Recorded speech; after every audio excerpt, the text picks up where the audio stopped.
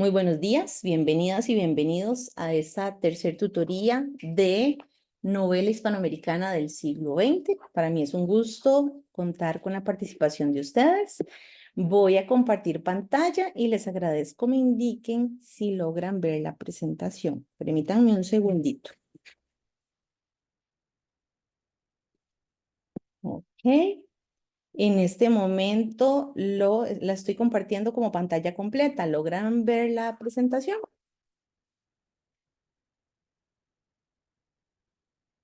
Sí, profe.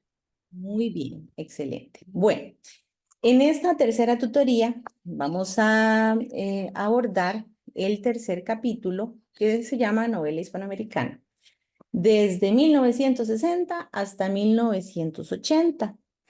Mi nombre es Wendy Prado y para mí es un honor estar el día de hoy con ustedes compartiendo los contenidos relacionados a esta asignatura que espero les esté dando pues muy buenos frutos a nivel de aprendizaje.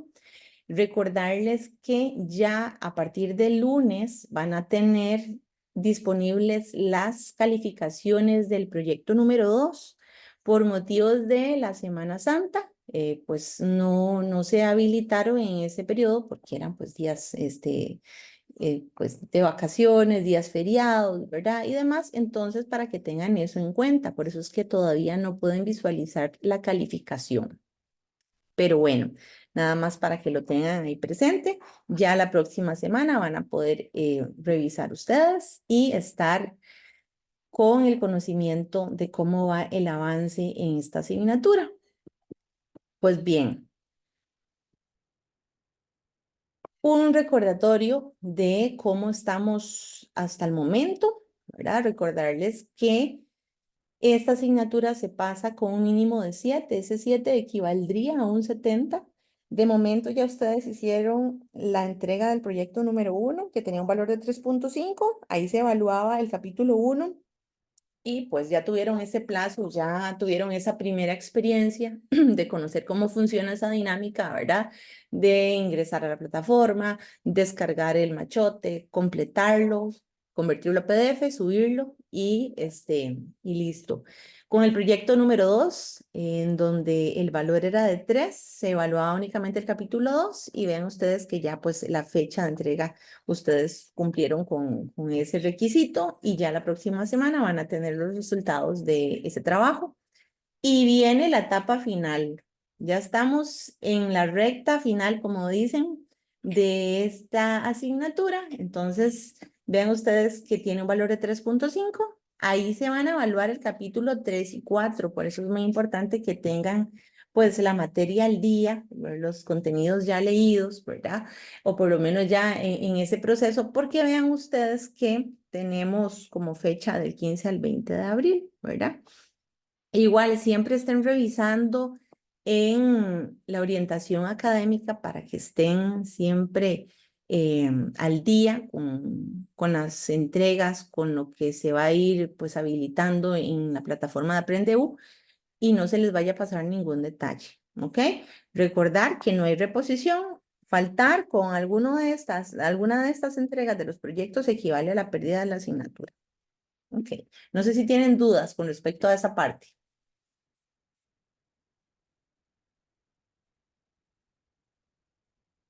¿No? Ok.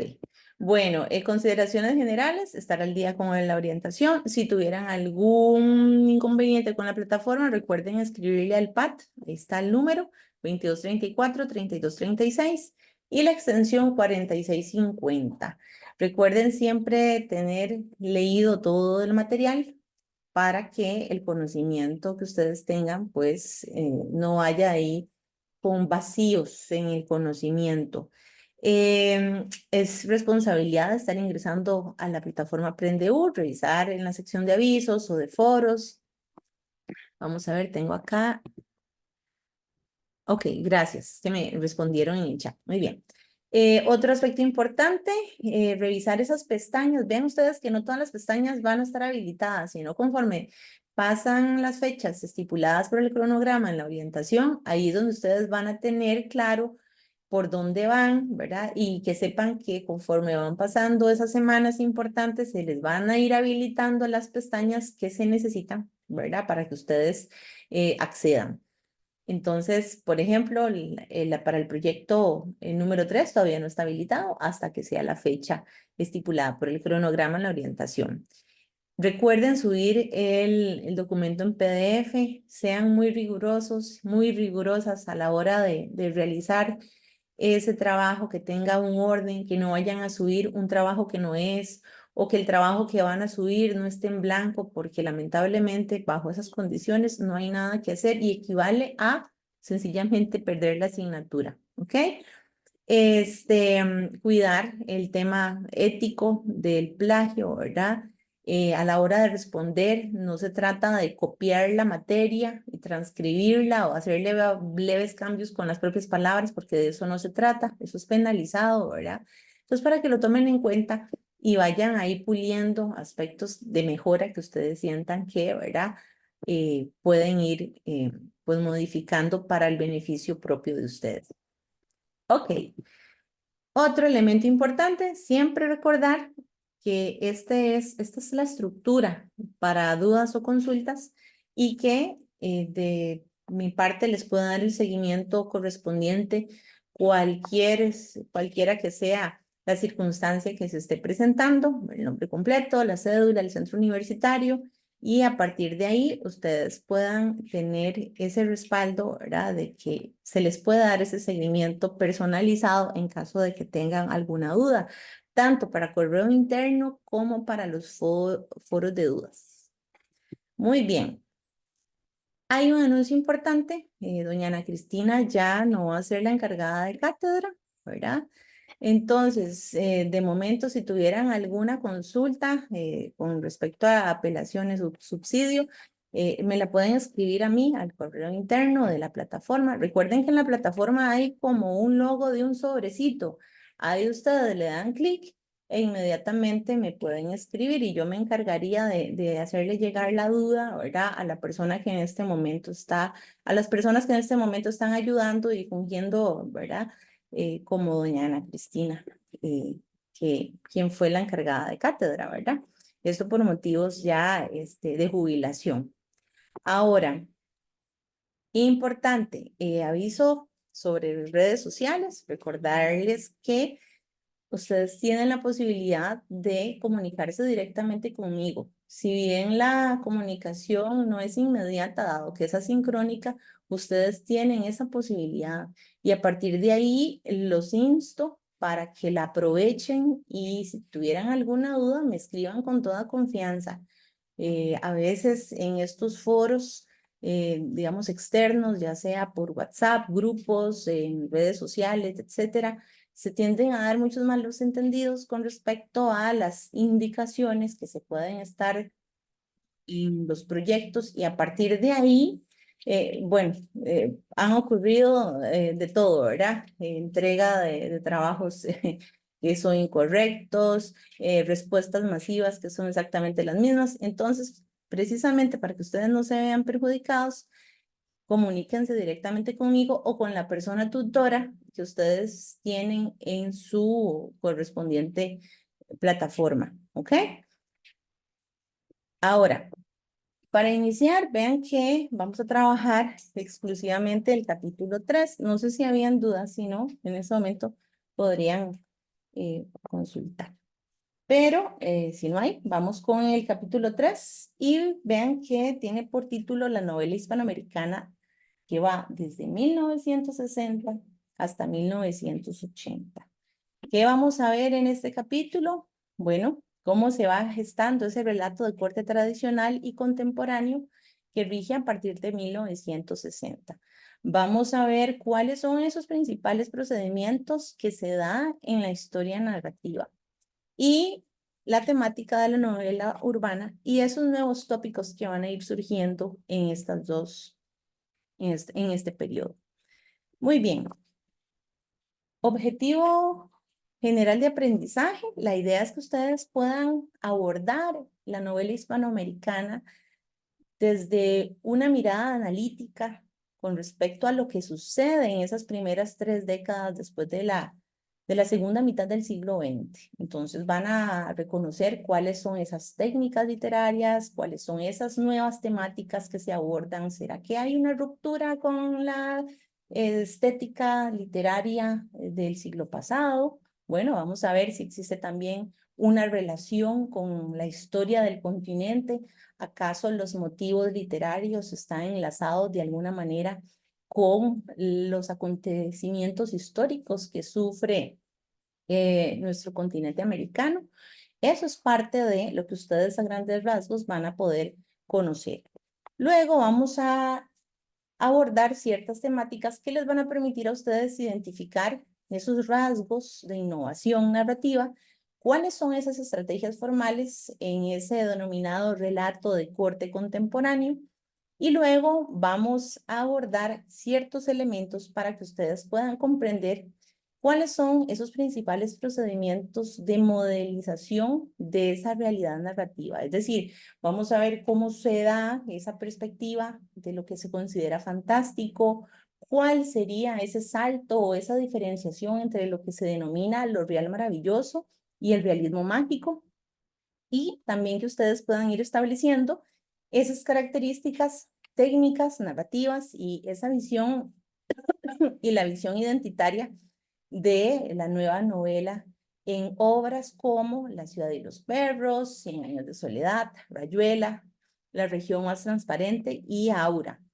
Entonces, a partir de ahí, vamos a ir enlazando todos estos elementos para que ustedes puedan ir comprendiendo más qué es lo que sucede en esta segunda mitad del siglo XX. Pues bien, recordemos que en esta tercera parte vamos a tener claro que sí, efectivamente se va a establecer esa continuidad con las producciones literarias que ya hemos tenido la oportunidad de trabajar, especialmente a partir de, de los extractos de la novela que ustedes han ido abordando desde el proyecto número 2. Y a partir de ahí, vean ustedes que de las novelas que se publicaron a finales de 1940 y en la década de 1950, no es que hay una ruptura, se sigue enlazando, pero es que hay características muy notorias que se dan en esta etapa de 1960 a 1980 que vamos a ir viendo. Entonces, recuerden, cuando nos referimos a estas novelas estudiadas, ¿verdad? Estamos hablando de las novelas escritas por Miguel Ángel Asturias, Juan Rulfo, Alejo Carpentier, ¿verdad?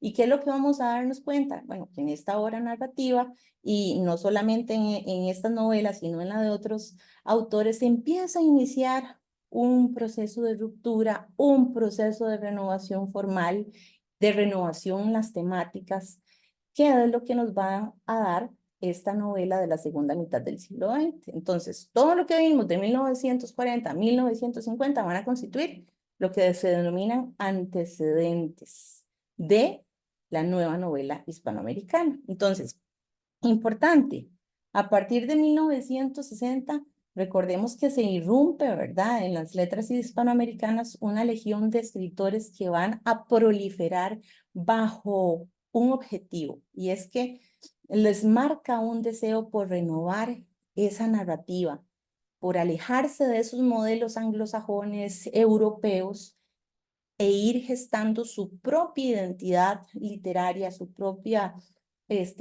sello artístico que les permitan generar pues modelos más elaborados, más coherentes, que estén enlazados precisamente con esa realidad de la región del continente americano. Entonces, sí, efectivamente vamos a encontrar una producción de cambios notables en relación con ese creciente número de nuevos lectores que van a ir identificándose muchísimo más con esta actividad literaria y con un conocimiento más amplio. Recordemos que el proceso de alfabetización, conforme pasan las décadas en el ciclo anterior, va incrementándose muchísimo. Y a partir de ahí, pues los lectores se convierten en un público meta y las estrategias editoriales van a tener muchísima más difusión, ¿verdad? El mercado de lo que implica la venta de lo que serían los libros, pues va a aumentar y también el atractivo de ese público va a tener pues un objetivo, no solamente, digamos que académico, sino también de ese gusto por la literatura. Entonces vamos a ir viendo a lo largo de este capítulo que se van a ir haciendo un recuento de esas principales técnicas narrativas en esa renovación de la forma en la que se cuentan las historias en Hispanoamérica. Entonces, esas características, esos procedimientos, esos distintos contextos van a ir conformando el corpus que vamos a tener como objeto de estudio. Entonces, para ir avanzando, es importante tomar en cuenta que la novela hispanoamericana siempre ha sido un texto artístico que ha indagado y documentado, ¿verdad? De distintas maneras, las distintas realidades históricas del continente. Entonces, ¿qué es lo que se ha encontrado a partir de estas obras hispanoamericanas, específicamente en lo que denominamos novela? Bueno, resulta que se ha percibido una constante búsqueda de una escritura que responda no solamente al arte por el arte, sino que responda tanto a esas exigencias de una elaboración estética como a una necesidad de contar un devenir histórico, una realidad identitaria que conforman a estos países hispanohablantes, pero de una manera crítica, que denuncien una realidad en donde se presentan injusticias, y de esta manera ir modelando ese mundo en que se van percibiendo las distintas tensiones humanas, tanto sociales como políticas, y también pues esa gran riqueza natural, esa gran riqueza de la biodiversidad, de la historia humana en ese espacio que se ve enmarcada la novela hispanoamericana. Ahora bien, nos vamos a dar cuenta que se presenta una búsqueda de una escritura que responda a un cambio en ese empleo de esas técnicas tradicionales de la forma en la que se cuentan las historias, pero siempre pensando desde la literatura. Y a partir de ahí nos vamos a encontrar que existe un conjunto de narradores que van a ir apostando más por esa innovación, por ese deseo de cambio, de hacer las cosas distintas y sin temor a equivocarse, porque más bien se vuelve una labor más artística, experimental, de nuevas estrategias que van a ir configurando ese relato. Bueno, en otros géneros, ¿verdad? Por ejemplo, como en la lírica, pero nosotros como no estamos abarcando este género, únicamente la novela, es importante también tener en cuenta que no, este proceso no se va a dar únicamente en la novela, sino también en otros géneros, ¿verdad? Resulta que la lírica ya había alcanzado, pues, intensos niveles de renovación durante el modernismo, pero, ¿verdad? Eso lo vimos más que todo en la tutoría número 2, pero a nivel de la novela también vamos a ir encontrando que en la narrativa especialmente vamos a tener una ruptura y una renovación formal.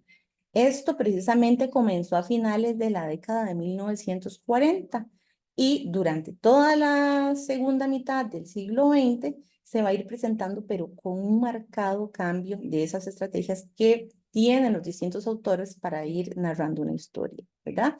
Entonces, en este sentido, hay que hacer hincapié en que se van a ir dando, pues, paulatinamente, no solamente con la literatura, sino también con otras corrientes artísticas, ¿verdad? Que se venían heredando, pues, cambios también en esa concepción estética de cómo se va generando una producción literaria en este sentido. La música también, el arte, llámese pintura, danza, otros géneros literarios también. Recuerden que todo es un conjunto, ¿verdad? Y lo habíamos visto desde la tutoría número 2, cómo estaba vinculado también con la arquitectura.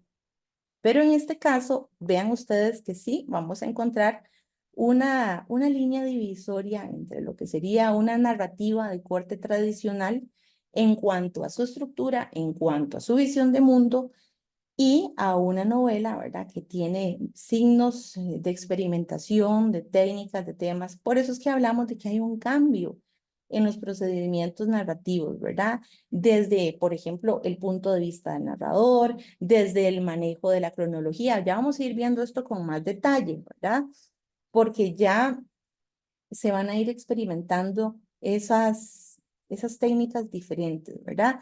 Recordemos que si bien es cierto, ¿verdad? Que existe pues una preocupación por abordar esos problemas sociales, sí vamos a encontrar una, digamos que una presentación de todos estos temas de índole humano, social, político, pero con distintas técnicas narrativas, en donde vamos a ver que la condición humana se va a abordar bajo una dimensión más existencialista, más integral, más humana en ese sentido.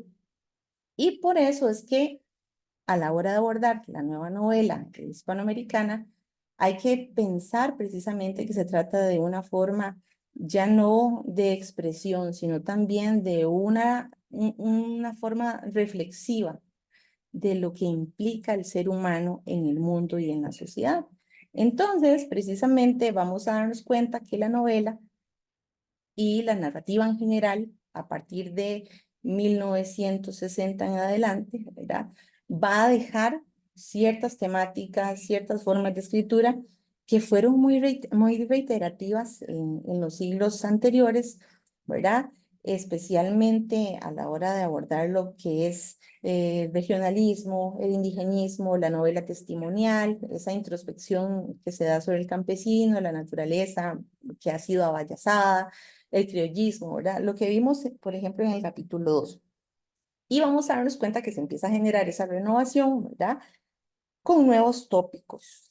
Se va a abandonar distintas técnicas, por ejemplo, la de la cronología lineal, en donde se inicia, se desarrolla, se concluye, vamos a encontrar que existen distintos tratamientos en el orden del contar historias. Puede que se inicie una novela con el final, con el desenlace, y a partir de ahí se empiezan a narrar los antecedentes que hicieron que se llegara a ese final de la obra.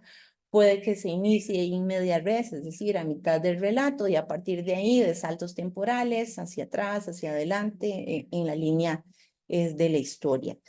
Luego vamos a encontrar que hay un enfoque omnisciente por parte del narrador, ya no tanto de índole como testigo, como protagonista, incluso puede jugar con los distintos tipos de narradores, y la estructura tradicional va a empezar a quedar atrás, es decir, esa estructura de introducción, desarrollo, clímax y desenlace se va a alterar por completo, a gusto de los juegos, digamos, literarios, narratológicos que hacen a partir de esta mitad del siglo los distintos autores que vamos a ir viendo.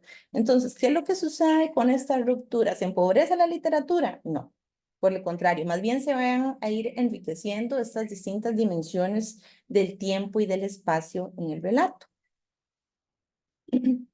Ok,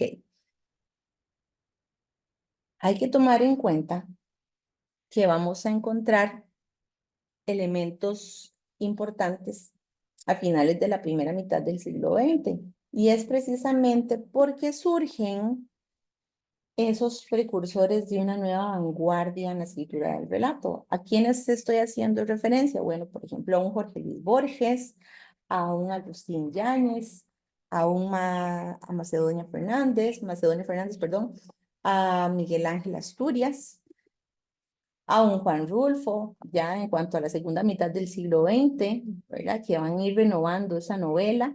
Vamos a encontrar un Augusto Roa Bastos, un Juan Carlos Onetti, Ernesto Sábato, Mario Vargas Llosa, Gabriel García Márquez, Julio Cortázar, Mario de Benedetti, entre otros autores, porque como les digo, la proliferación de escritores que surge en esa mitad del siglo es bastante importante. Ahora, ¿qué es lo que tienen en común todos estos escritores? Bueno, que lograron compartir esa lectura de novelistas norteamericanos y europeos que escribieron en esa primera mitad del siglo XX, y entonces toman esos modelos del extranjero, los asumen, pero los renuevan de una manera que les permite inspirarse ciertamente en las técnicas que ya aplicaron, por ejemplo, un Frank Kafka, ¿verdad? Y a partir de ahí ir generando un proceso de escritura en donde es cierto, vamos a tener una generación de escritores hispanoamericanos que van a ir heredando todas esas condiciones históricas, pero que van a ir buscando una manera de poner ese sello identitario, esa forma diferente de narrar, de expresar, ¿verdad? De manera particular, esa visión de mundo que se tiene sobre la naturaleza, sobre la forma en la que se puede incorporar el discurso sobre la ciudad, asuntos que tienen que ver con la comunicación, la sociedad existencial, ¿verdad? En este caso, la condición existencial del hombre, ¿verdad? Quiero hacer hincapié, es cuál es el sentido del ser humano en una sociedad. Eh, ¿Por qué? ¿Para qué está? ¿Verdad? Ese cuestionarse el sufrimiento absurdo en el que se puede ver sometido uno o varios personajes o una sociedad en alguna que otra, alguno que otro relato. Y a partir de ahí vamos a tener precisamente una descripción más realista y se van a ir incorporando distintos planos de lo que sería esa existencia humana, ya sea desde el subconsciente o desde lo ancestral. Ahora, ¿cuáles pueden ser estos recursos también? Bueno, vamos a ver que hay precisamente una recurrencia intertextual, ¿verdad? Es estar enlazando otras obras, otros textos y a partir de ahí generar hilos dialógicos, ¿verdad? En donde podemos ver un tema que está inserto en una novela, pero que deriva o proviene de otro modelo, ya sea norteamericano o europeo, ¿verdad? Y ahí nos vamos a dar cuenta que esta recurrencia intertextual viene de la mano con obras norteamericanas y europeas de lo que se denomina el Nouveau Roman, que es como, se traduce como la nueva novela, ¿verdad? Y a partir de ahí se van a ir enriqueciendo en cuanto a ese panorama creativo de la novelística en nuestro continente y se van a acudir a estas técnicas que son propias de el discurso cinematográfico, ¿ok? Vean ustedes que es también el periodo en donde el séptimo arte prolifera y la relación entre literatura junto con la puesta en escena de películas, eh, novelas también, van a ir enlazadas, digamos que de una u otra forma. Precisamente este término de la nueva novela es un término que se acuña del francés y se traduce como la nueva novela. Hay que tomar en cuenta que la categoría surge para denominar a un conjunto de novelistas franceses que surgen en la segunda mitad del siglo XX y que escriben de una manera muy novedosa. Vamos a ver que de alguna manera hay una innovación en relación con esas técnicas que se han aplicado a la novela de manera tradicional y se generan nuevas formas estéticas, ¿verdad? ¿Por qué? Porque vamos a darnos cuenta que se va a ir abandonando ese orden puramente cronológico, como les decía, pero se van a ir explorando otras condiciones con respecto a, a la percepción de lo que implica lo humano, ¿verdad? De lo que se concibe como real, de cómo es que se comprende esa realidad y pues se van a ir plasmando distintas nociones que rompen con esa simpleza. Ahora, para esto se recurre precisamente a la exploración de otras dimensiones, como por ejemplo lo fantástico, lo real maravilloso. Son aspectos que vamos a ir desarrollando más adelante, pero que en esta nueva visión de lo que sería lo real, se van a ir incorporando temas diferentes, por ejemplo, temas que tienen que ver con el erotismo, con lo absurdo, con la violencia, en todos los ámbitos, tanto a nivel privado, como es la familia, hasta nivel público, como serían los conflictos de la clase política, y, por supuesto, distintas situaciones vitales propias de la ciudad. Entonces, aquí nos vamos a dar cuenta que también se enlaza con la teoría del absurdo.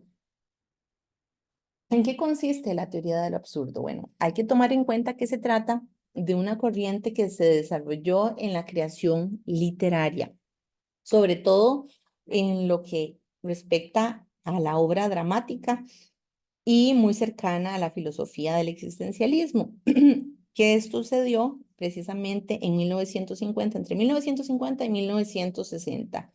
¿Y en qué consiste? Bueno, en una búsqueda de cierto sentido de la vida misma, ¿verdad? De la existencia humana, que se escapa de alguna manera a alguna explicación meramente o puramente racional.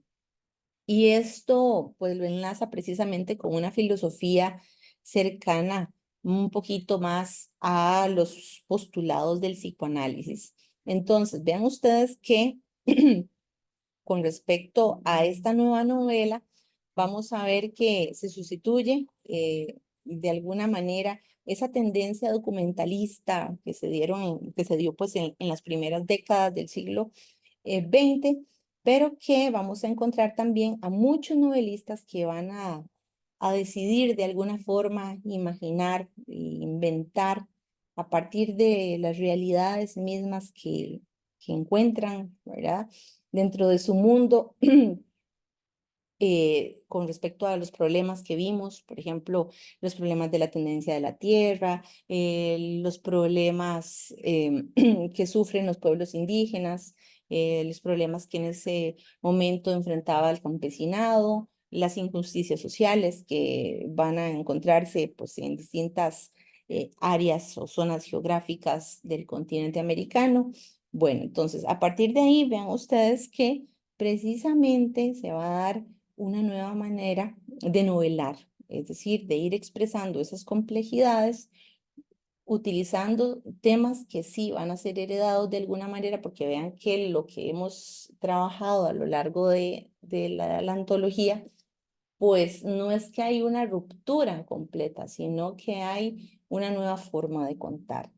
Y a partir de ahí, nos vamos a dar cuenta que hay una transición, vamos a encontrar escenarios distintos, ¿verdad? Porque vamos a pasar de los problemas del campo a los problemas de la ciudad, de un mundo que se va modernizando más y más y más, pero que en cuanto a los problemas que atañen a la condición humana, pues va a prevalecer, tanto a nivel, digamos que social o político, como a nivel interno, más de corte psicológico. Entonces, vamos a darnos cuenta también que hay una adecuación de los problemas sociales que va a ir experimentando América Latina a partir de esas luchas armadas que van a enfrentar varios países, esos problemas democráticos que sufren con respecto a las dictaduras, por ejemplo, y a nivel internacional, cómo influye de una u otra manera. Vamos a encontrar cambios coyunturales como los que se gestaron a partir de la Guerra Fría, la Revolución Cubana, por ejemplo, la participación activa de la juventud, la Revolución Cultural del 68, la Guerra de Vietnam, el movimiento hippie en los Estados Unidos, las protestas, las jornadas planetarias de las juventudes en procura de la paz. Y todo esto precisamente para conocer cuál es el contexto que está viviendo el mundo en esa época y cómo se enlaza precisamente con lo que se va a ir representando a lo largo de pues esta nueva década. Entonces, es importante tomar en cuenta que una de las preocupaciones y una de las temáticas fundamentales que vamos a encontrar en esta nueva novela hispanoamericana es el de la urbe o las urbes, en ese sentido, todo lo que tiene que ver con la ciudad. ¿Por qué? Porque, bueno, resulta que la ciudad está de alguna forma descrita muchas veces como una especie de espejismo, se le plantea como una metáfora de las grandes contradicciones del ser humano, en donde se va a ver reflejado, por un lado, una opulencia impresionante que contrarresta con la miseria que sufren quienes no tienen absolutamente nada. Vamos a darnos cuenta que se van a presentar grandes mansiones, grandes rascacielos frente o contrarrestado con los tugurios, ¿verdad? Problemas como el desempleo, problemas como la violencia. Y entonces, a partir de estas distintas realidades, el tratamiento narrativo va a ir modelando esos conflictos, tanto individuales como sociales, de los grandes conglomerados del continente, de las grandes ciudades, y a partir de ahí se va a ir percibiendo esa preocupación constante por ir delineando la psicología de los personajes. Hay muchísima más complejidad, ¿verdad? A la hora de ir dilucidando el pensamiento de los protagonistas, de los personajes que están inmersos en el relato, y a partir de ahí vamos a ir conociendo pues con mayor profundidad sus angustias, esa dificultad que tiene para comunicarse, para expresar, incluso ese sentimiento de soledad aniquilador de la condición humana. Por supuesto, vamos a ir dándonos cuenta que existe un cambio en esa configuración de lo que son los personajes. Ya no son personajes planos, ¿verdad? En donde nada más realizan acciones o diálogos para ir, digamos que interactuando a lo largo de la obra, sino que vamos a conocer muchísimo más el pensamiento de estos personajes que dejan ya de ser arquetípicos o representativos, y vamos a encontrar una profundización psicológica que nos permite conocer muchísimo más cuáles son esas motivaciones, por qué el personaje actúa como lo hace, cuáles son esas conductas, esas contrariedades a las cuales se ve inmerso en medio de las acciones a lo largo de la obra. Entonces, vean ustedes que precisamente ustedes han tenido la oportunidad de ver aspectos como, por ejemplo, el habitante de la Pampa, lo pueden ver en Don Segundo Sombra, o la barbarie, la tiranía, que son representadas en una novela como Doña Bárbara. Entonces, ven ustedes que los personajes en esta nueva forma de novelar, es importante que anoten esto. En primer lugar, se van a configurar en todas sus contradicciones. Vamos a encontrar que en esa misma condición humana se van a presentar muchas veces como siniestras, ¿verdad? Otras veces como más sublime. Y a partir de ahí vamos a encontrar que tenemos características específicas de ese relato. Entonces, en primer lugar, estos son elementos importantes para que los tomen en cuenta. Como característica de relato a partir de 1960, ¿vamos a tener cambios? Sí. Vamos a tener cambios en la forma en la que se ordena el orden cronológico de la historia.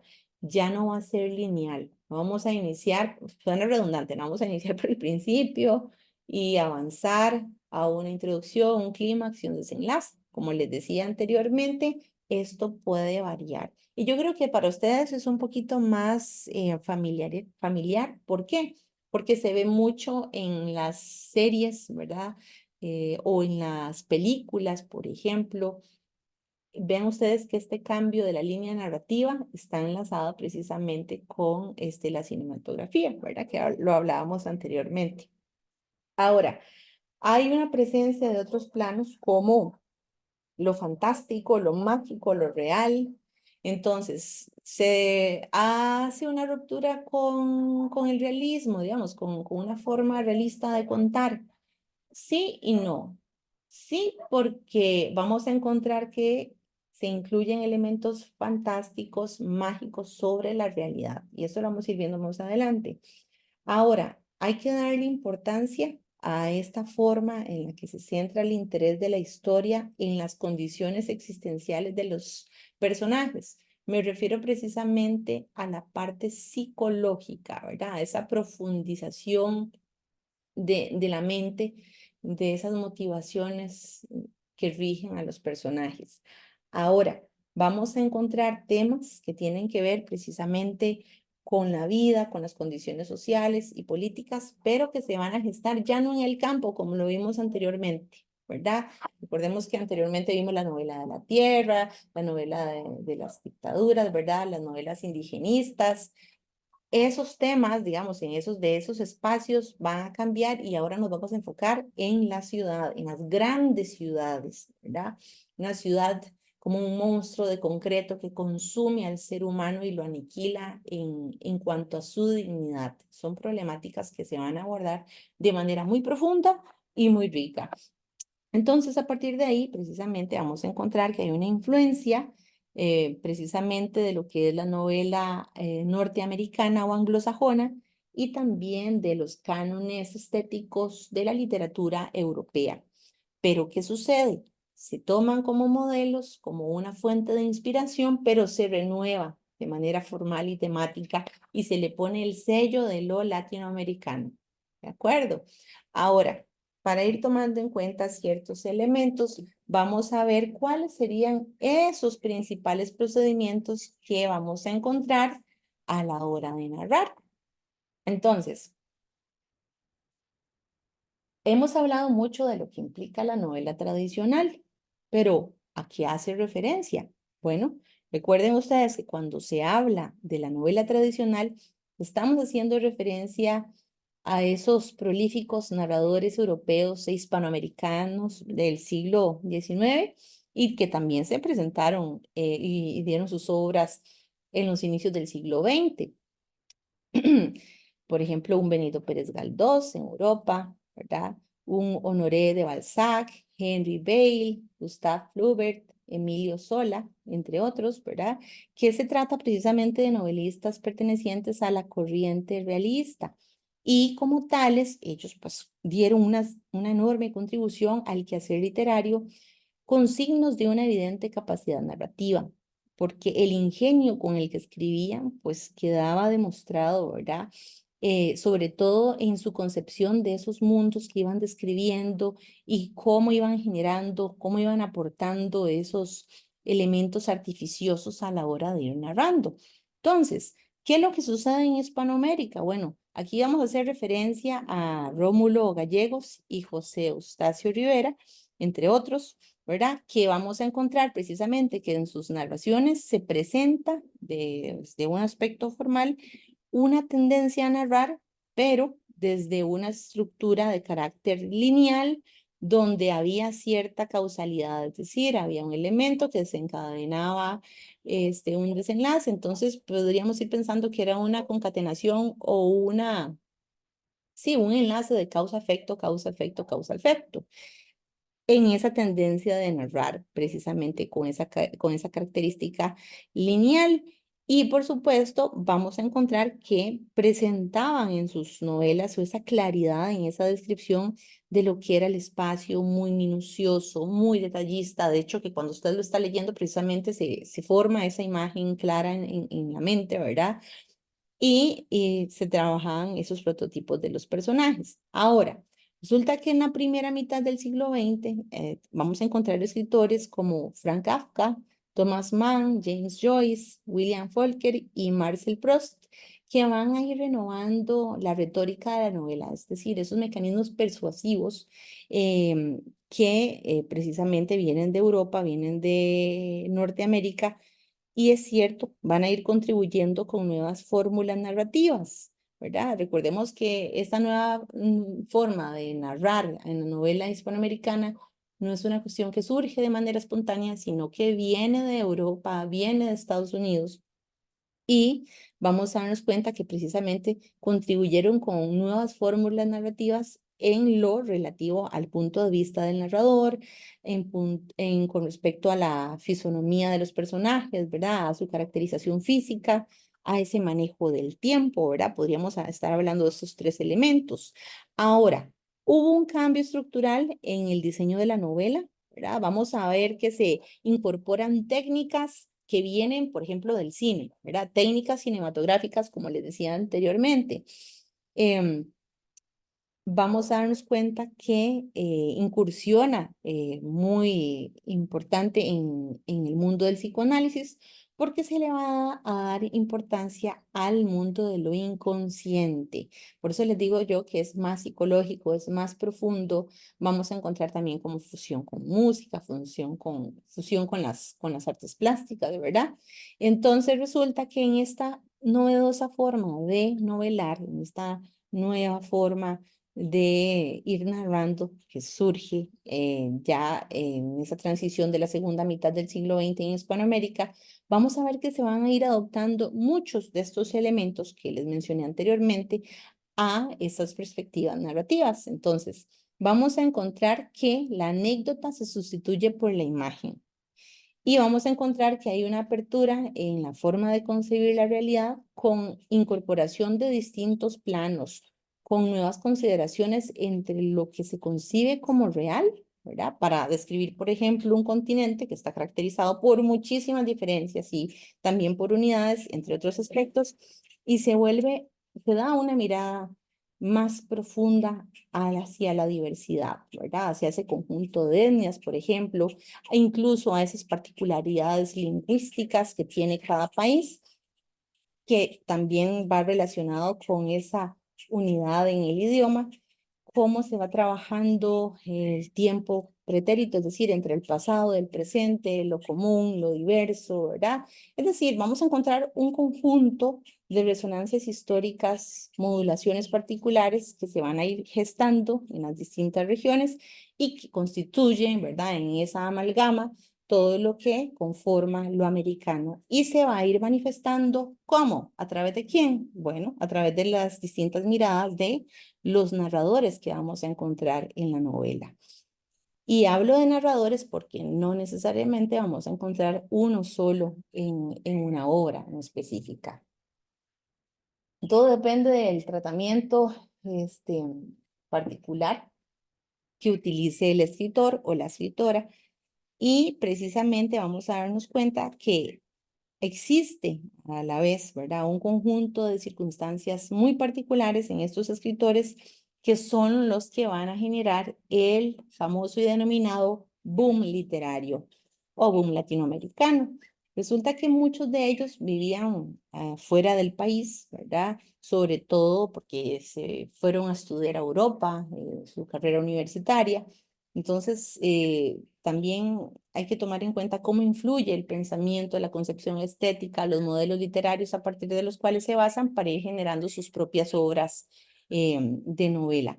Ahora, recuerden que en esta época, ¿verdad? En la segunda mitad del siglo XX, vamos a encontrar la época de la posguerra, de la Segunda Guerra Mundial y en general vamos a encontrar que estos escritores pues van a tener un marcado compromiso con esos problemas sociales y políticos más graves del continente, ¿verdad?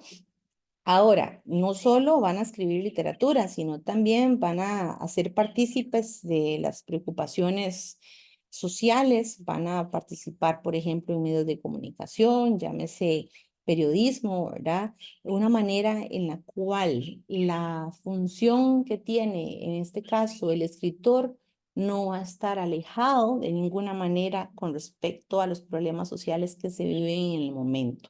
Son escritores bastante conscientes de la realidad, bastante comprometidos con las causas sociales y por eso es que vamos a ver que esa condición humana va a marcarse de una manera muchísimo más profunda y va a calar muchísimo más con respecto a ese mensaje de crítica que podamos encontrar a través de esos personajes con respecto a una realidad que se busca denunciar. Ahora bien, cuando hablamos de estos principales procedimientos en la historia narrativa, vamos a iniciar precisamente con ese punto de vista narrativo, ¿verdad? Recordemos que a diferencia de un relato tradicional, la estrategia del punto de vista del narrador suele ir complicándose junto con esa ruptura del orden espacial y temporal. Entonces vamos a encontrar que la secuencia narrativa también va a ir abandonando esa forma tan lineal y se va a ir planteando de manera fragmentaria. así como también se presenta ese fluir de la conciencia del personaje, ¿verdad? Dando saltos entre el presente junto con la temporalidad en el perderse en sus pensamientos y dar saltos en el tiempo, ¿verdad? Nos vamos a dar cuenta que muchas veces termina convirtiéndose en una especie de rompecabezas, ese punto de vista narrativo, ¿verdad? ¿Por qué un rompecabezas? Bueno, porque vamos a encontrar varios fragmentos que nosotros como lectores vamos a tener que ir configurando con ciertas claves que nos va a ir dando el narrador. Entonces, ¿somos lectores pasivos en esta nueva novela hispanoamericana? En lo absoluto.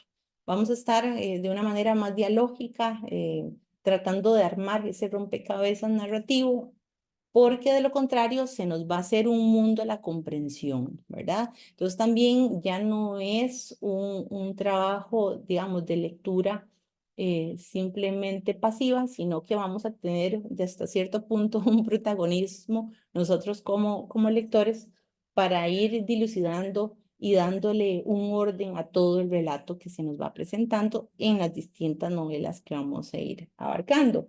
Entonces, con respecto al punto de vista narrativo, vean ustedes que se va a ir profundizando una actitud renovadora de ese tratamiento del lenguaje. Ya no van a ser palabras sencillas, digamos que de alguna manera escuetas, que nos dan información, digamos, desde un punto de vista más plano. Todo lo contrario, vamos a ver que esas palabras se van a transformar, van a enriquecer las formas tradicionales de contar y precisamente recordemos que en la narrativa tradicional quedaba muy de manifiesto ese uso de un registro oculto, ¿verdad? También de parte del narrador frente a otros códigos lingüísticos utilizados por los personajes. ¿Qué es lo que pasa en esta nueva narrativa del boom latinoamericano? Bueno, que se va a disminuir esa distancia entre lo que sería ese lenguaje utilizado por el narrador y los personajes. Aunque estos últimos empleen un lenguaje coloquial, no se va a alejar, digamos, del que emplea el narrador, y vamos a percibir también un interés del narrador por ir reproduciendo un lenguaje propio de oralidad, desde lo coloquial hasta la jerga de los sectores populares, ¿verdad? Va a ser una variante, digamos, va a ser una amalgama de distintas variantes de registros lingüísticos. Ahora bien, no vamos a encontrar esa uniformidad desde el punto de vista de un solo narrador. Esto porque dentro de una misma narración podemos encontrar varios cambios de visión del narrador y también varios cambios desde los mismos personajes. Entonces, en el relato tradicional, ¿qué encontrábamos nosotros? Bueno, esa mirada realista que iba analizando, siempre unido con esa relación del tiempo lineal, pero acá vamos a encontrar que ya no tenemos ese orden, ¿verdad? Cronológico, ni tampoco ese punto de vista de narrativo único. En el relato contemporáneo vamos a darnos cuenta que nos interesa mucho establecer desde dónde se cuenta la historia, ¿verdad?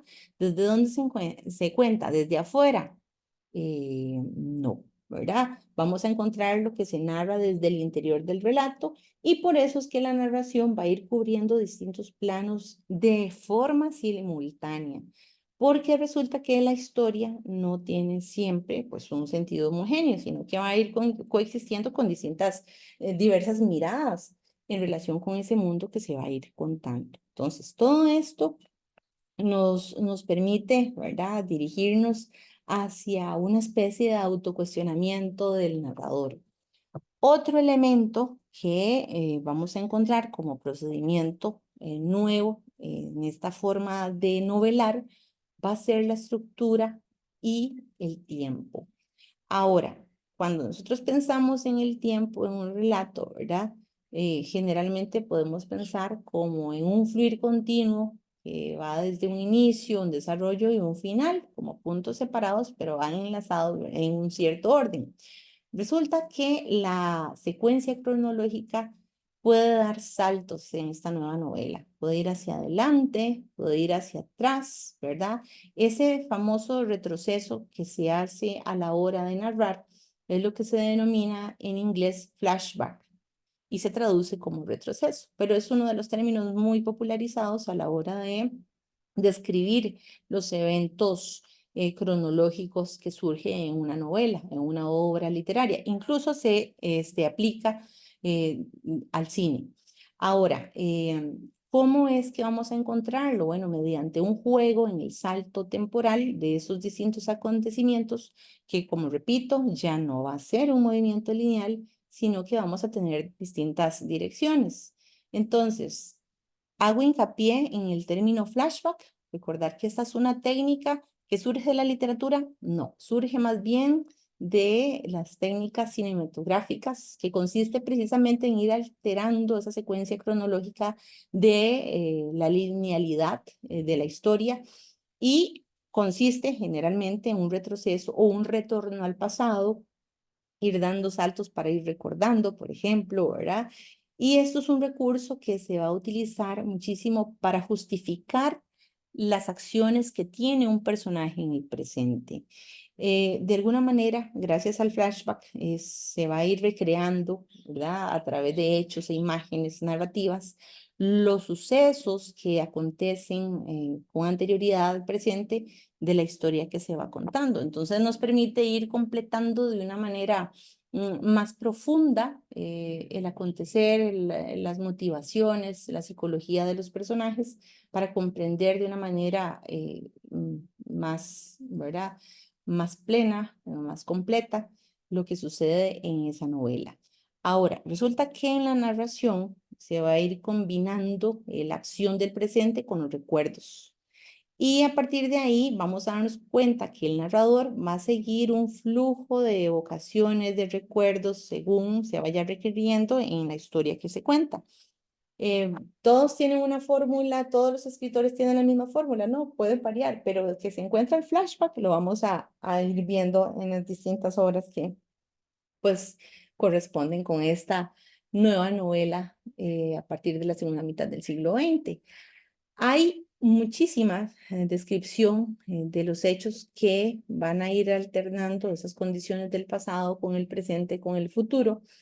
Y para ir mostrando esa complejidad temporal, se va a recurrir, por otra parte, al monólogo interior. Este concepto es muy importante que se tenga claro, precisamente porque es un término narrativo que va a ir describiendo el punto de vista en el cual se intenta reproducir desde la primera persona de los pensamientos de un personaje que se denomina precisamente fluir de la conciencia, ¿verdad? Es decir, cómo se plantea el mundo interno.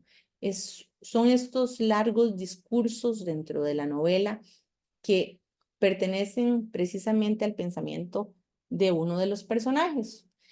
No se trata de un diálogo, hay que tomarlo en cuenta, sino de un monólogo. Son palabras, ¿verdad? Es el personaje que mediante ese recurso del diálogo para sí mismo va a ir manifestando esa subjetividad íntima de su forma de pensar, de sus recuerdos, de sus creencias, de sus miedos, ¿verdad? De toda su psicología. Y precisamente a través de este recurso vamos a encontrar que se muestra mucho la parte interior del personaje. Lo vamos a encontrar a partir de la primera persona, es decir, desde un yo, desde la subjetividad, porque es lo que percibe ese personaje como verdadero, como justo o injusto, ¿verdad? Su percepción personal, aunque, como les digo, esos personajes a la hora de plantear ese fluir de la conciencia no hablan, ¿verdad? Todo está dentro de su mente. Nosotros como lectores accedemos a sus pensamientos y hay una gran descripción. ¿Qué es lo que sucede con nosotros como lectores a la hora de encontrarnos con un monólogo interior, con esta nueva técnica? Bueno, a nosotros como lectores nos va a dar esa impresión o esa ilusión de ir penetrando en el interior de los personajes sin intermediarios, sin necesidad de que me digan qué era lo que pensaba el personaje, ¿verdad?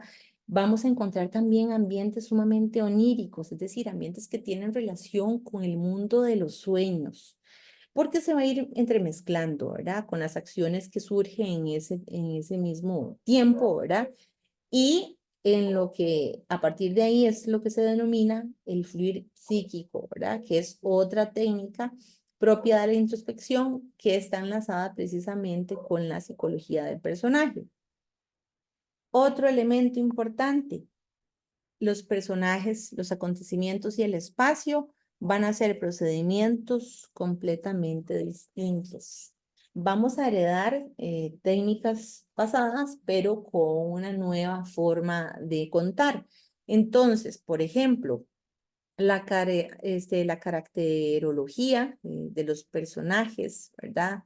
En la nueva novela va a ser muchísimo más compleja. ¿Cómo se caracterizan esos personajes? Si de corte tradicional teníamos los personajes tipo, ¿verdad? ¿Quién era el bueno, quién era el malo? El arquetipo de la madrastra, por ejemplo, el policía, el fanfarrón, ¿verdad? El enamorado, ese tipo de personajes planos va a cambiar y aquí nos vamos a dar cuenta que en esta nueva novela se presenta más bien una visión muchísimo menos homogénea en esa configuración de lo que implica cada uno de los personajes inmersos dentro de la novela y vamos a encontrar rasgos psicológicos muy profundos, rasgos sociales bastante marcados, ¿verdad? Desde una perspectiva que sea más integral, más existencialista, como si los personajes fueran un reflejo de la sociedad. Y a partir de ahí, pues se gestan distintas críticas y una búsqueda precisamente de conciencia social. Ahora, ¿qué sucede? Bueno, que al describir el espacio y esas secuencias narrativas o acontecimientos, el panorama se va enriqueciendo más y se convierte en una narrativa muchísimo más compleja, ¿verdad? Algunas veces la historia es una especie como de rompecabezas y va a ir siendo conformada a través de distintos fragmentos que en este caso el lector es el encargado, sí o sí, de ir configurando, de ir ordenando, de ir buscando ese posible sentido de lo que se está narrando. Casi que los escritores de esta época tienen un interés muy importante en hacer que el lector sea copartícipe de ese proceso, no solamente, digamos que pasivo de recibir, sino también de ir co-creando esa narración para que quien lee vaya creando precisamente ese sentido de la obra, ¿verdad? No se le da todo dado, sino que hace pensar, pone a cuestionar al lector, ¿verdad? Y a buscar distintas formas de interpretación para que ese mensaje, el sentido de la obra, cobre pues una mayor completud. Ahora, hay un concepto importante que es la polifonía de los hechos que se van dando. Son muchas voces las que aparecen en los textos de una manera más compleja, que van a ir convergiendo en los distintos planos narrativos. Resulta que el espacio, los acontecimientos y los personajes se van a presentar desde distintos y múltiples puntos de vista, ya sea dado por un narrador o dado por otros personajes, ¿verdad? En este sentido, en la novela contemporánea, el lector no va a ser un elemento marginal de la obra, sino que va a ser parte de la trama. Y nosotros como lectores, a la hora de enfocarnos en estas novelas, vamos a ser cómplices de lo que sucede. Y precisamente va a ser una novela que no busca únicamente problematizar el mundo que muestra, sino que también lo haga el lector, ¿verdad? Que nos veamos comprometidos con lo que se va presentando en las distintas obras y muchas veces vamos a ser, ¿verdad? Nosotros como lectores, quienes terminamos identificándonos muchísimo con esos personajes, vamos a ir terminando ordenando, vamos a ir terminando de ordenar esas secuencias, ese orden cronológico para ir buscándole un sentido en esa estructura que tiene a veces casi que un papel laberíntico y muy complejo. En muchas ocasiones hay que leer una, dos, tres veces el relato, ¿verdad?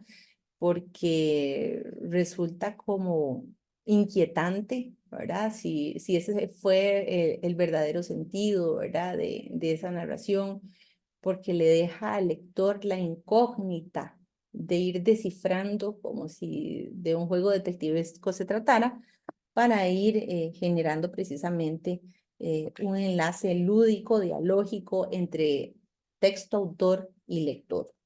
Ahora bien, vamos a darnos cuenta que las técnicas narrativas en estos procedimientos de la narrativa de la nueva novela hispanoamericana van a ir abandonando esa tradicional estructura lineal y cronológica y vamos a ir viendo cómo se multiplican los puntos de vista por parte del narrador y van a ir surgiendo una enorme multiplicidad de planos narrativos.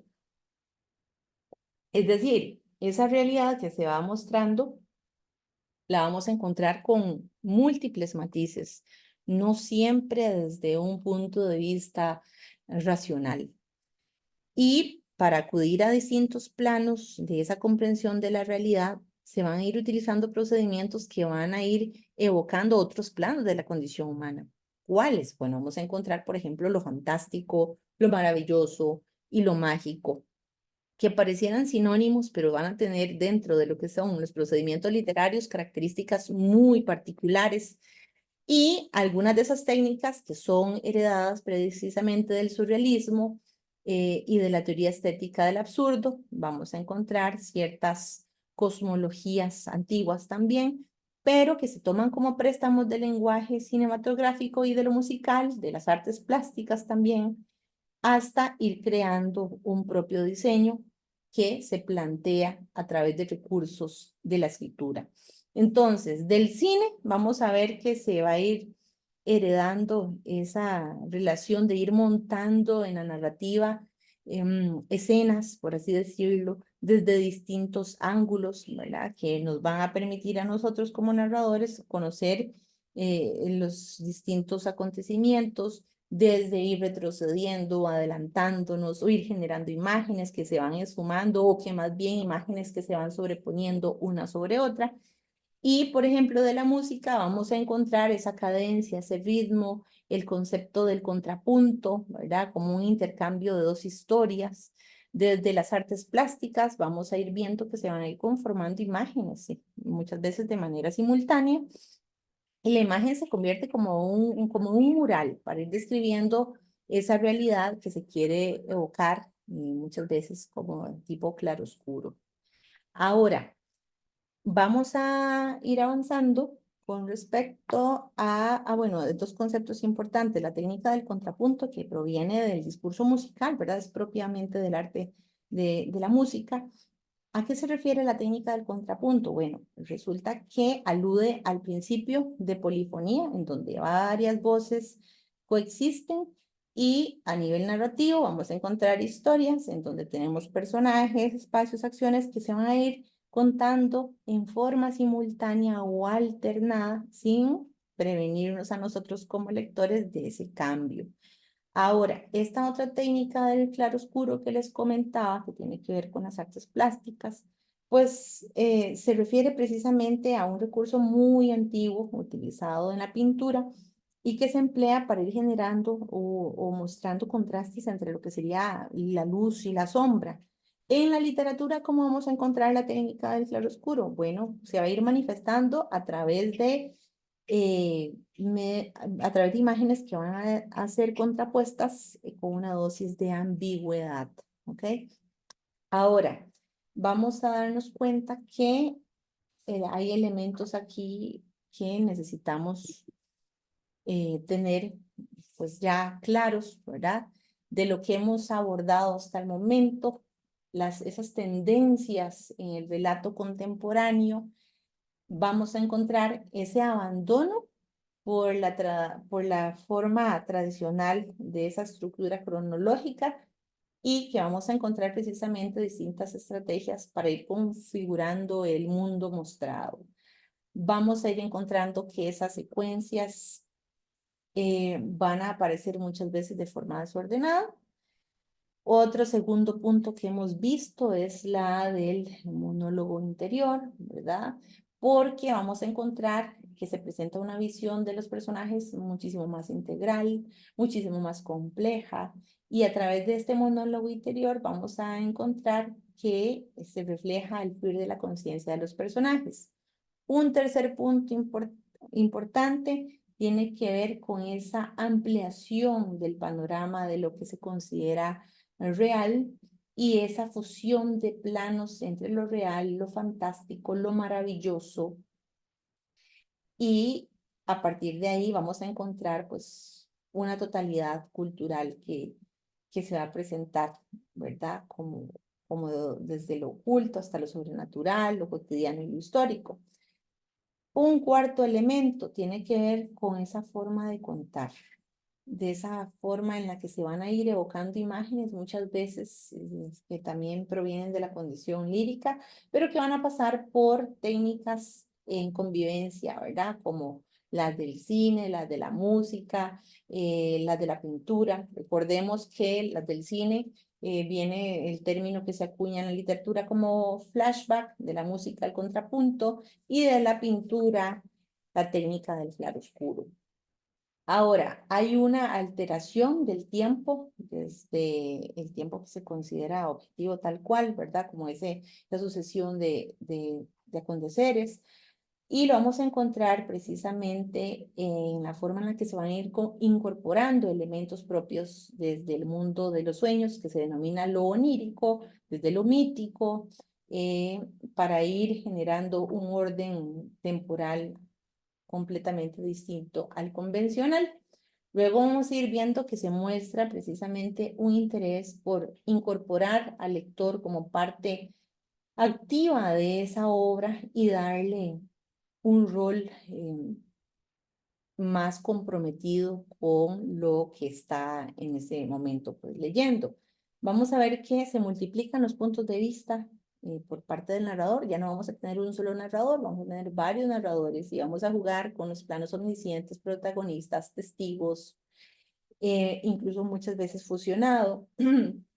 Y también vamos a encontrar que existe pues un marcado interés por ir innovando el lenguaje, ¿verdad? En todos los matices, ya sea porque se incorpora el lenguaje coloquial, desde el presentar una crudeza léxica muy fuerte, desde plantear más bien la musicalidad, esas variedades dialectales, geográficas, y todo bajo la audacia y la libertad de la expresión lingüística que van a ir renovándose constantemente a lo largo de ese lenguaje narrativo. Ahora bien, tenemos tres procedimientos en los cuales vamos a ir trabajando esto que se considera real, ¿verdad?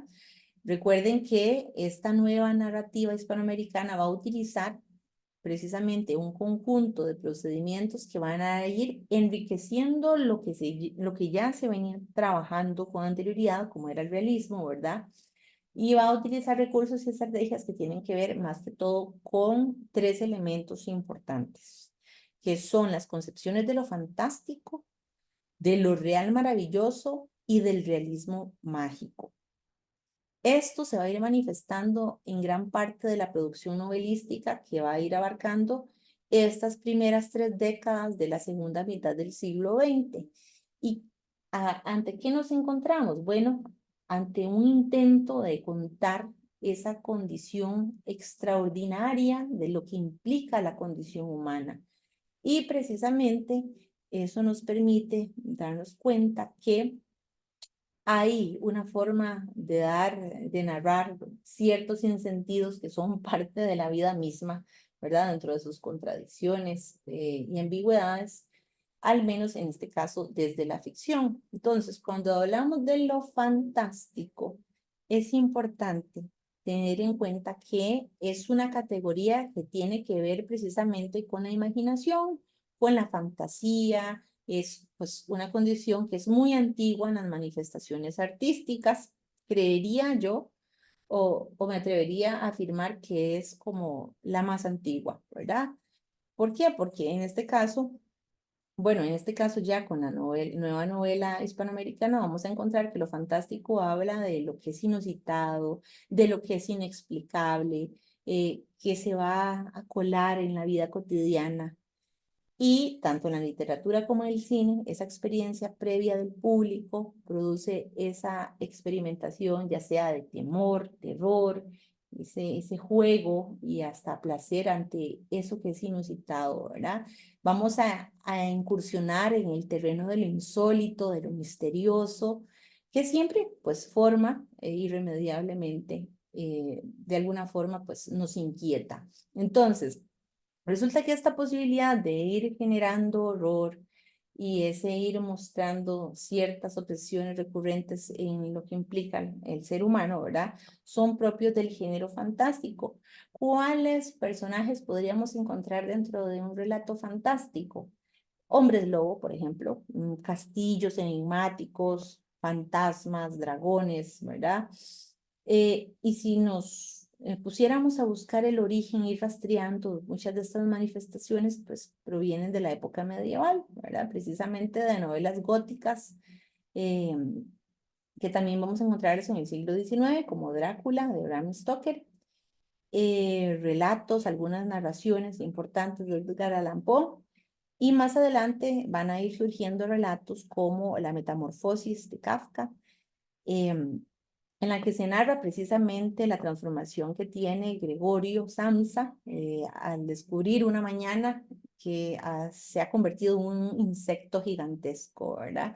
Y a partir de esta imagen que plantea Kafka en la Metamorfosis, nos vamos a dar cuenta paulatinamente que ese insecto es una metáfora precisamente de la sociedad, de una sociedad monstruosa, inhumana, y ahí pues vamos a ir encontrando ciertas temáticas que coexisten, ¿verdad? Con ciertos elementos que tienen que ver entre los seres, los espacios, los acontecimientos sobrenaturales, que van a ir en convivencia con condiciones reales. Ahora, vamos a ir avanzando un poquito más. Y nos vamos a dar cuenta que el narrador de lo fantástico va a ir creando atmósferas donde el lector va a ir dudando, va a ir vacilando frente a lo que se muestra, ¿verdad? Por eso les digo que a veces hay que leer una y otra vez, porque de la primera percepción incluso uno termina dudando y se devuelve y busca más pistas para ir armando mejor la historia y teniendo esa claridad en lo que realmente se está planteando en la novela. Entonces, vamos a darnos cuenta que esa intención de lo fantástico es crear estupor en el lector.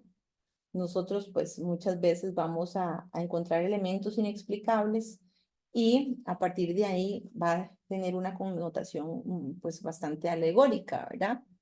Es decir, que a partir de un elemento real lo vamos a ir sustituyendo, ¿verdad? Por ese plano de lo que realmente se está evocando, a qué es lo que está aludiendo precisamente, y eso lo vamos a encontrar mediante representaciones simbólicas de algo.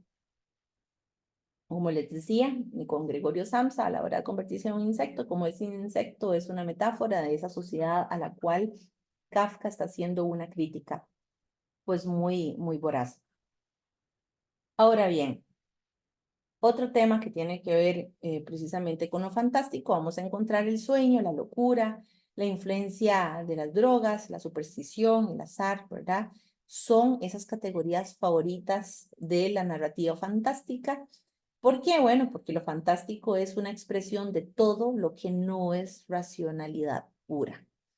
Es dejar volar la imaginación y a partir de ese vuelo que hace la imaginación nos vamos a encontrar un mundo en donde lo oculto que no tenía voz va a relucir, lo inexplicable, ¿verdad? Esa manera de ver el otro lado de las cosas, incluso, y precisamente vamos a ir encontrando elementos propios de lo fantástico en esta nueva novela. Otro elemento importante tiene que ver con lo real maravilloso, ¿verdad? Al igual que la teoría de lo fantástico, resulta que lo real maravilloso va a ser un movimiento cercano al surrealismo. Y esta categoría se aplica sobre todo a ciertas obras de la literatura hispanoamericana donde se va a ir descubriendo lo prodigioso de estas tierras, ¿verdad? Es esa maravilla de las realidades que presenta nuestro continente en sus dimensiones, tanto positivas como negativas. Pero vamos a ir viendo que se presenta lo insólito y paradójicamente en sus dimensiones de lo cotidiano, aquello que a pesar de tenerlo tan cerca, tan claro, muchas veces no lo vemos. Y de eso precisamente se trata, ese ir redescubriendo. Resulta que en gran medida Alejo Carpentier es quien promueve la presencia de esta condición propia del mundo americano, ¿verdad? De la maravilla, de las que le hacía mención, ¿verdad? Y que se pueden ir manifestando en tres dimensiones, ya sea la maravilla en la naturaleza, la maravilla en el ser humano o la maravilla en la historia. Y en relación con la naturaleza y el ser americano, lo real maravilloso va a ir enlazado, ¿verdad? Está precisamente en el carácter de desmesura de estas tierras, esas selvas voraces, esas montañas impenetrables, esos ríos desbordantes, las pampas, las llanuras que tienen unas dimensiones impresionantes, junto a estas condiciones naturales de ciudades que se mueven dentro de la modernidad y el atraso, ¿verdad? Por un lado, mucha modernidad, por otro lado, esa falta de avance. Rascacielos que llegan casi al cielo frente a casitas que son de cartón. Y precisamente en este espacio es donde van a ir conviviendo de la mano el caos absoluto y la modernidad, ¿verdad? A través de pócimas mágicas, de amuletos, ¿verdad? Con un gran desarrollo que nos permiten ir dando saltos entre lo que es el arte, dentro de lo que nos brinda ese avance nuevo de las tecnologías, pero que al mismo tiempo, contradictoriamente, implican un atraso de las condiciones sociales, políticas, estas grandes figuras heroicas y los personajes siniestros que van a ir apareciendo. Entonces, la mirada del escritor va a ser la que descubre lo insólito que nos rodea. Y es un intento de ir sugiriendo que hay otro significado de esa realidad que está evidente y obvia ante nuestros ojos. Incluso se puede hablar de una segunda realidad que convive con una realidad, con una primera realidad que opera desde el asombro, ese irse dando cuenta, ¿verdad? Resulta que Alejo Carpentier va a ir planteando que un volcán puede ser algo imponente, de una gran belleza natural, pero también puede transformarse y causar estragos. Un río puede ser fértil y a su vez destruir ciudades, puede ser capaz de llevarse un rebaño entero de ahogar, ¿verdad? O cubrir una ciudad. Y precisamente estas leyes particulares van a ir rigiendo esa comprensión, esa visión de las cosas de la naturaleza y del mundo descrito, pensémoslo desde el asombro, ¿verdad? Desde esa maravilla. Y a partir de ahí vamos a darnos cuenta que vamos a encontrar precisamente un acontecer político que muchas veces es violento, desde el sincretismo de la cultura a la condición maravillosa que tiene la naturaleza. Entonces es una fusión que fusiona dos planos, el plano de lo real y el plano de lo maravilloso en un mismo momento. Ahora, otro de los procedimientos que vamos a encontrar para considerar lo que se denomina real va a ser el realismo mágico. Al igual que los dos anteriores, ¿verdad? Va a ser un procedimiento estético en el cual se le van a ir atribuyendo ciertas cualidades fantasiosas a la descripción de la realidad circundante. Y este procedimiento también es cercano a los signos del surrealismo y del mito. Bueno, resulta que en el siglo XX el término se aplicaba a una corriente pictórica de nueva objetividad, ¿verdad? Que se apartaba por completo del realismo, digamos, sí, decimonónico que se daba en Europa. Y vamos a encontrar autores como Picasso, ¿verdad? Que representaron mucho esta tendencia del realismo mágico y en adelante se va a convertir en un término que se aplica de forma exclusiva a la literatura. Entonces, al igual que en lo fantástico y en lo real maravilloso, se va a ir presentando la realidad como si fuera mágica y va a ir surgiendo una sensación de extrañeza en eso que se nos muestra. Resulta que el narrador no va a dar explicaciones racionales del mundo asombroso que describe. No vamos a encontrar un distanciamiento entre los planos, entre lo real, entre lo que es real y lo que es fantasía. No nos vamos a dar cuenta de la transición. No nos vamos a dar cuenta en qué momento pasamos de lo real a lo fantástico. Y precisamente el punto de partida es cierto, va a ser la realidad convencional histórica, natural, ¿verdad? Lo que podemos ver con percibir con nuestros cinco sentidos. Pero frente a ello se va a ir elaborando una segunda realidad que en lo fantasioso, en lo mágico, va a ir alterando en lo pretendido como natural u objetivo. Podríamos encontrar planos en donde partimos de la realidad, pero de pronto nos quedamos atrapados en un sueño y el sueño o la imaginación se convierte en realidad y la realidad deja de existir. O sea, es un juego muy interesante que utilizan estos escritores para ir logrando precisamente una dimensión imaginaria. Entonces, la literatura hispanoamericana va a ir utilizando el, este plano estilístico con distintos recursos, ¿verdad? Muchas veces exagerados. Y precisamente nos vamos a dar cuenta que ese recurso de la exageración, por ejemplo, la podríamos encontrar en la novela de Cien años de soledad de Gabriel García Márquez, cuando muere de un balazo José Arcadio Buendía, ¿verdad? Y empieza a describir cómo la sangre que emana de su cuerpo atraviesa todas las calles, cruza las esquinas hasta llegar a la casa de sus familiares, ¿verdad? Ese elemento narrativo de exageración hiperbólica que nos va a permitir hacer énfasis en cómo es que los familiares se van enterando de su muerte, ¿verdad? Y es esta presencia de nuevo, de lo insólito, de lo extraño, de lo inesperado, de lo exagerado, que en síntesis nos permite comprender que el realismo mágico toma la realidad circundante y le atribuye cualidades mágicas y termina transformando la realidad. Entonces, para ir resumiendo, estos tres procedimientos de los que hablamos para considerar lo real con un nuevo tratamiento, lo vamos a encontrar desde lo fantástico, lo real maravilloso y el realismo mágico, que tienen precisamente en común la presencia de un mundo insólito, extraño, inesperado y fuera de lo común.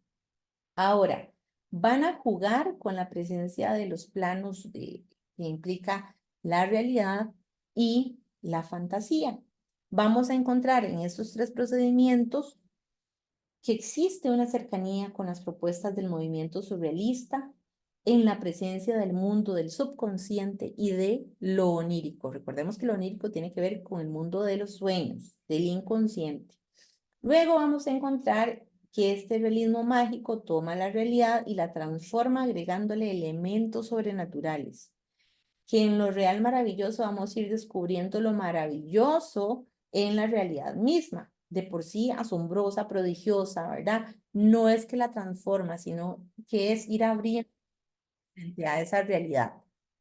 Ahora, vamos a ir encontrando también que lo real maravilloso va a ir descubriendo, bueno, vamos a darnos cuenta que precisamente esos tres procedimientos, ahí el papel del artista, del escritor, es ir descubriendo, dándonos a conocer distintos matices frente a la realidad convencional y que todos son nuevos recursos para narrar desde viajes en el tiempo, metamorfosis, ¿verdad? Ir jugando con esas oposiciones inseparables entre lo animado, lo inanimado, lo visible, lo invisible, que son maneras de irnos aproximando al mundo del sueño, de la vigilia, de la vida, de la muerte, de la locura.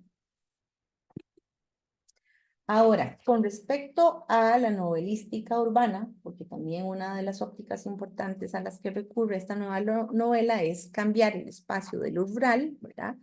Del campo a la ciudad. Entonces, con respecto a las novelas urbanas y nuevos tópicos, vamos a encontrar que se van a ir analizando con detalle 5 novelas. Ustedes van a tener la posibilidad de de leer un extracto, ¿verdad? Pequeños extractos que son representativos de este boom de la literatura. Se trata de La ciudad y los perros, de Mario Vargas Llosa, 100 años de soledad, de Gabriel García Márquez. Vamos a encontrar Rayuela, de Julio Cortázar, ya me voy a devolver. Y vamos a encontrar también La región más transparente y Aura. Entonces, vamos a ver si me puedo volver. Listo. Ok. Entonces, vean ustedes que precisamente con esta novela de La ciudad y los perros de Mario Vargas Llosa, ¿verdad? Vamos a encontrar de este escritor peruano, ¿verdad? Que nace en 1936, fue novelista, fue ensayista, fue profesor universitario, incluso trabajó muchos años como traductor de la UNESCO, vivió largos periodos de su vida en el continente europeo, obtuvo un premio Nobel de Literatura en el 2010. Y entre sus novelas más importantes vamos a encontrar precisamente esta que les menciono, de La ciudad de los perros, La casa verde, Conversación en la catedral, Los cachorros, Pantaleón y las visitadoras, La tía Julia y el escribidor, La guerra del fin del mundo, La fiesta del chivo, El paraíso en la otra esquina y El héroe discreto. Entonces, ven ustedes la gran proliferación literaria que podemos encontrar, y hay más, ¿verdad? Esto es apenas una pincelada como por mencionar parte importante de su creación literaria. Nos vamos a dar cuenta que, por ejemplo, en La ciudad y los perros, junto con otras novelas escritas durante la década de 1960 y 1970, intenta retratar espacios urbanos vividos durante la adolescencia del escritor.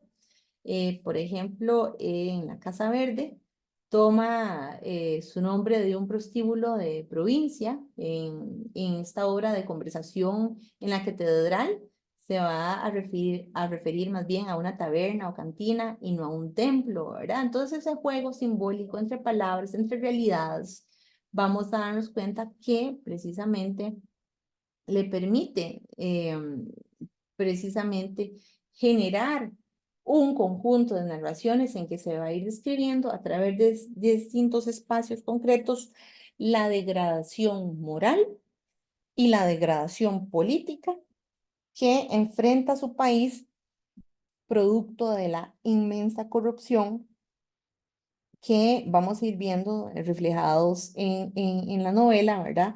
Como una crítica de esa dictadura que vive Perú entre 1948 y 1956. Los relatos que vamos a encontrar, pues son precisamente fieles a sus fantasmas, ¿verdad? Vamos a encontrar demonios, vamos a encontrar el tema de la locura. De alguna manera lo utiliza el novelista para ir refiriéndose a estas historias que vive en su adolescencia, a partir de las cuales se van a ir representando, ¿verdad? Esa manera de, digamos que, de irse liberando de esas grandes insatisfacciones que sufre como adolescente y que va a ir convirtiéndose en una forma de ir perpetuando o justificando su rebeldía. Vamos a encontrar en esta novela de La ciudad y los perros una referencia directa a un colegio que existe en Lima, Leoncio Prado, donde el escritor cursó parte de su enseñanza secundaria, y en este texto lo que nos vamos a encontrar precisamente es una forma muy crítica de todo lo que acontecía dentro de los muros de ese instituto, ¿verdad? Entonces, cuando en un inicio el libro se publicó, ¿verdad? En una edición popular, fue calumniado incluso por algunos sectores conservadores y también militares. Entonces, vean ustedes que los escritores ya no solamente van a pasar eh, a la historia como generadores de textos, sino también van a tener sus confrontaciones a nivel político. Muchos incluso se ven sometidos al exilio, precisamente porque lo que escriben molesta. Y a partir de ahí se vuelve también un texto, podríamos decir que de rebeldía, un texto peligroso, porque vamos a ir encontrando obras que terminan siendo censuradas, ¿verdad? Y que más bien les termina catapultando al éxito y a la fama dentro de lo que sería el camino editorial de las novelas. Ahora, con respecto a la historia, esta está dividida en dos partes y un epílogo, ¿verdad? La primera parte está construida por 8 capítulos, al igual que la segunda parte. Entonces, pues la estructura de esa narración la vamos a encontrar por distintas etapas, ¿verdad? De las relaciones que tiene el personaje en esa etapa de la vida. Vean ustedes que a nivel de título, el título va a ir ofreciendo un juego de contrapunto entre dos espacios, ¿verdad? Que permiten a dos conglomerados. El mundo de los perros, que es una metáfora de los estudiantes, que están caracterizados por la violencia extrema, ¿verdad? Con una especie de devorarse los unos a los otros. Y por otro lado, vamos a encontrar los fuertes, ¿verdad? Que sobreviven frente a ese mundo salvaje, pero contradictoriamente citadino. Ahora, ustedes van a poder ir encontrando espacios, ¿verdad? Que van a ser pues, un espacio plenamente cerrado, jerarquizado, que va a ir contrastando con esa ciudad, con esa apariencia que es más abierta.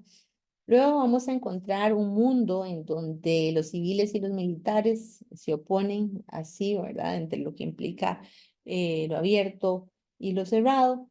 El colegio se convierte en una especie de microcosmos de esa sociedad y la ciudad, en cambio, un macrocosmos, donde más bien nos vamos a encontrar con un universo de familias desestructuradas, disfuncionales, vidas difíciles. Y a partir de ahí, los distintos personajes vamos a encontrarlos inmersos en un mundo novelesco con un mosaico de interpretaciones sociales que van a ir dibujándose en cada uno de estos personajes. Con respecto a las técnicas narrativas, vamos a encontrar que hay una gran diversidad en el punto de vista del narrador, ¿verdad? Porque hay una alternancia narrativa de acuerdo con esas condiciones de cada personaje. Recordemos que vamos a encontrar lo que denominamos polifonía de voces para ir mostrando dos espacios. También vamos a ir encontrando contrapunto, ¿verdad? Donde se va a ir alternando el punto de vista objetivo con el que describe el personaje del jaguar, por ejemplo, a la subjetividad con que contempla al BOA y la textura narrativa mixta, objetividad y subjetividad interrelacionados. A ver, en síntesis, esta obra de La ciudad y los perros es una novela relacionada con los conflictos y las condiciones existenciales de la adolescencia y la juventud, con el maltrato familiar e institucional. Vamos a ver que en La ciudad y los perros se va a destacar esa dificultad de la comunicación y la falta de solidaridad entre los distintos sectores representados en el mundo descrito en la narración. La ciudad y los perros precisamente va a ser un relato de corte contemporáneo que va a ir utilizando una serie de recursos innovadores para ir mostrando la historia de una sociedad sumamente compleja, sumamente caótica, donde se debe sobrevivir a la violencia cotidiana, al maltrato, a la soledad, tanto en las casas como en el colegio. Es decir, una sociedad 100% violenta. Ahora, para ir avanzando, nos vamos a ubicar en esta obra de Gabriel García Márquez, de Cien años de soledad.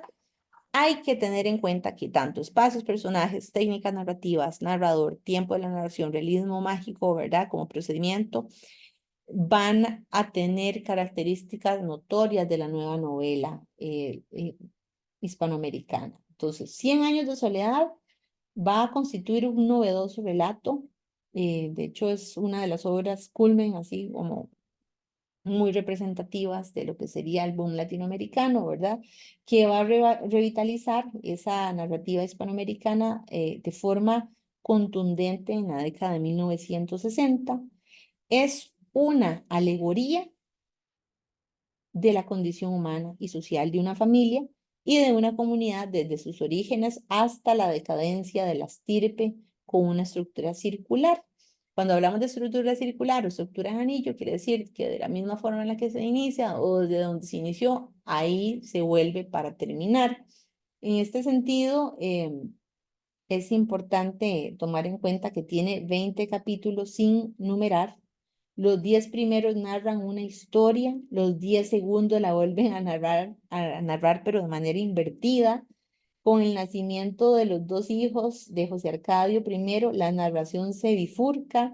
En cada generación habrá de ahora en adelante dos tendencias antagónicas que se enfrentan, ¿verdad? Los aurelianos eran retraídos, pero de mentalidad lúcida, frente a los de José Arcadio, que eran impulsivos y emprendedores, ¿verdad? Entonces ven ustedes que van a ir jugando con la tercera generación, ¿verdad? Y que en cada generación uno de los Buendía muere fusilado y otro escapa. Bueno, no les voy a adelantar mucho de en qué consiste para que ustedes pues tengan ahí la posibilidad de ir leyendo esta obra. Culminamos con otra de las novelas importantes y esa es Rayuela de Julio Cortázar, ¿verdad? En donde también vamos a encontrar que hay una gran innovación formal, una técnica que se denomina la técnica del collage. Y en esta técnica la literatura más bien va a constituir, ¿verdad? Un préstamo va de la pintura, ¿verdad? El collage, perdón, recordemos que proviene de la pintura y se refiere a ese ensamblaje de diversos elementos en que la idea de un todo los unifica. Es precisamente una especie de mosaico en donde se van a ir narrando diversas situaciones, ambientes, personajes e incluso temas.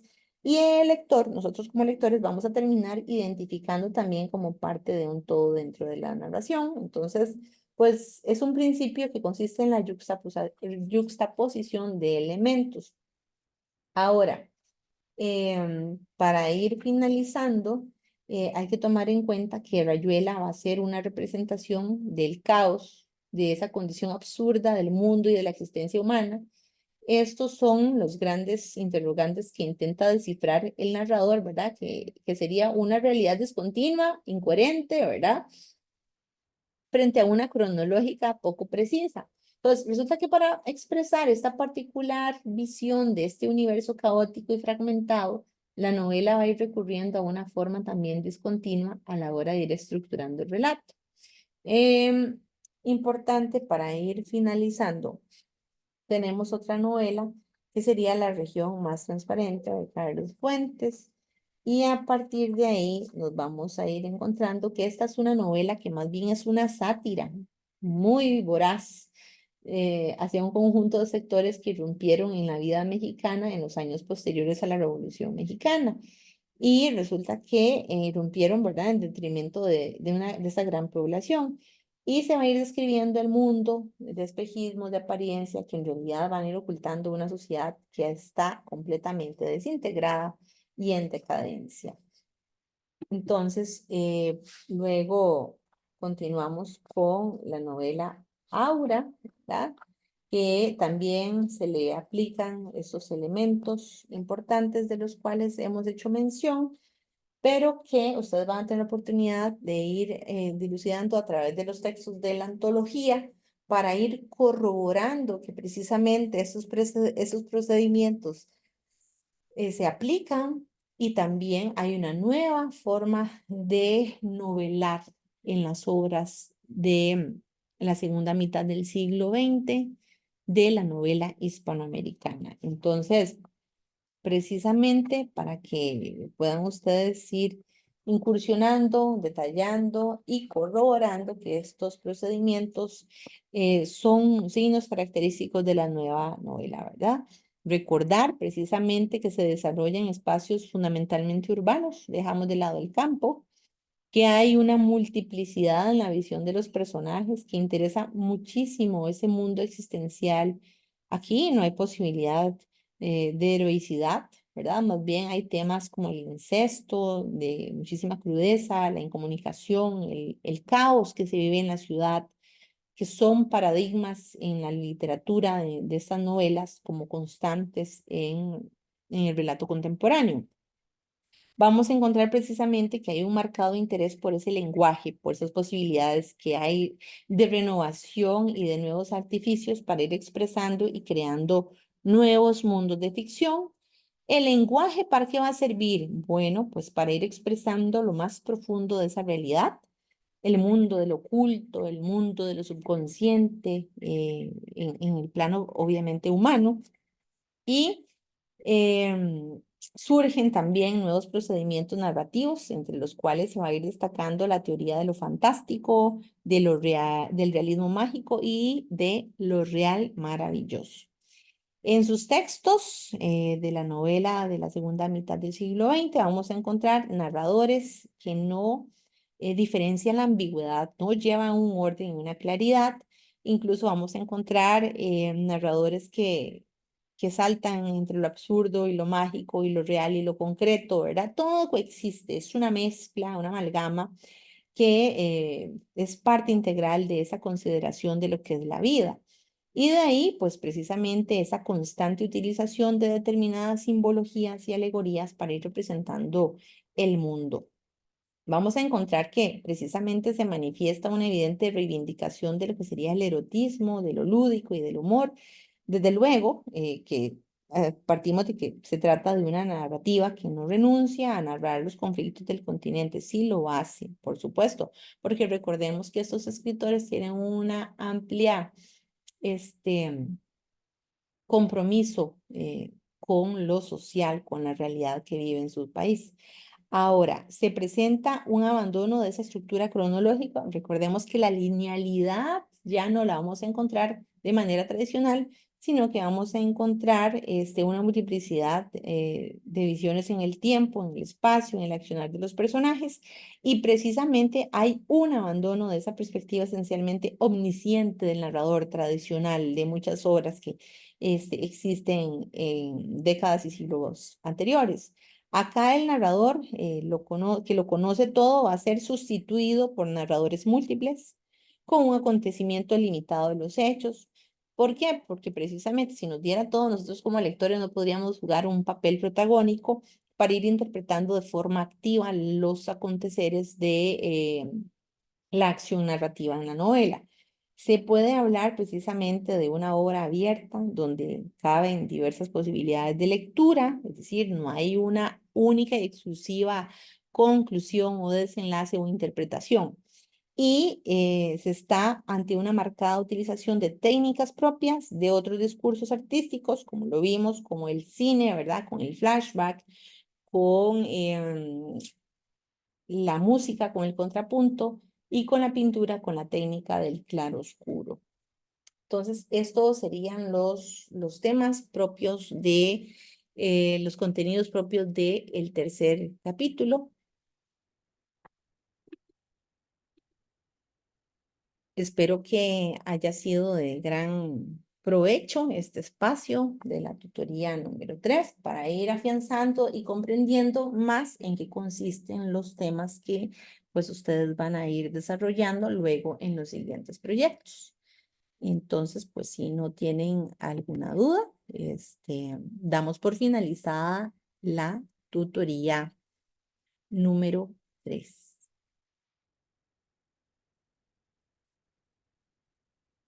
Si no tienen dudas, pues les agradezco montones la participación. Espero que les haya servido bastante para ir afianzando el conocimiento.